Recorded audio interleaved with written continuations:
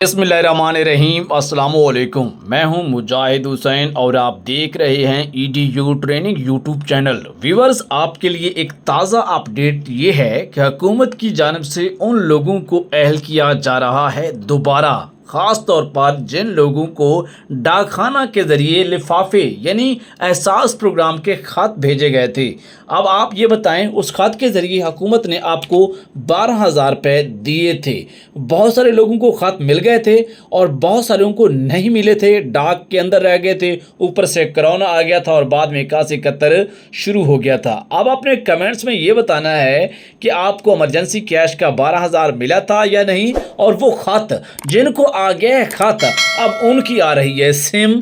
शर्त यह है कि उन लोगों ने दोबारा सर्वे करवाया हो NSCR का न्यू डिनामिक, और उस सर्वे के अंदर उनका स्कोर आया हो 32 से नीचे, खत भी हो 81 के इमरजेंसी कैश का हिस्सा भी हो, सर्वे के बाद स्कोर भी 32 से कम हो। तो आप तमाम को बहुत बहुत मुबारक हो।